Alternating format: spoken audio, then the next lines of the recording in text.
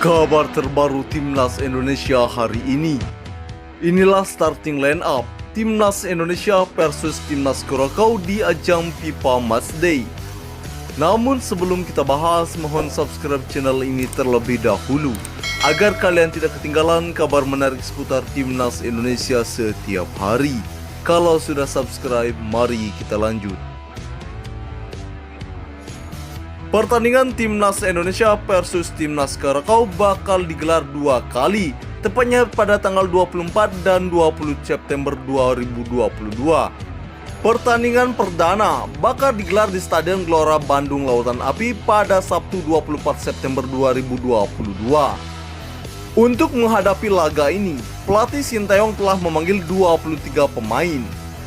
Dari 23 pemain yang dibawa, terdapat 3 pemain debutan alias belum pernah mengecap bersama timnas senior.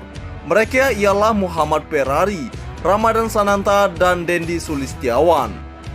Berhubung Sinteyong dikenal sebagai pelatih yang doyan melakukan eksperimen, potensi nama-nama di atas melakoni debut cukup besar.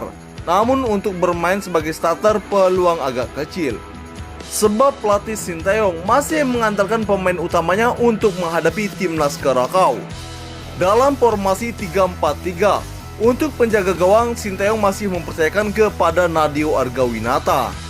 Selanjutnya 3 bek sejajar ditempati oleh Fahrudin Arianto, Rizky Ridho, dan Elkan Bagot. Kemudian Asnawi Mangkualam bertugas sebagai wingback kanan, sementara Pratama Arhan di sisi sebelahnya.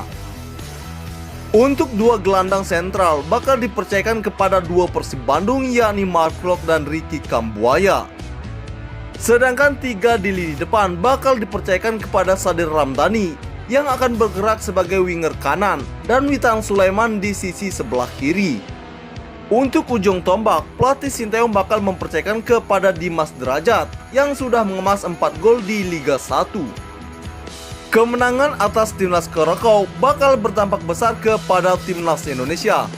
Selain meningkatkan kepercayaan diri jelang turnamen di Piala AFF 2022, kemenangan juga bakal mendongkrak peringkat timnas Indonesia di ranking FIFA.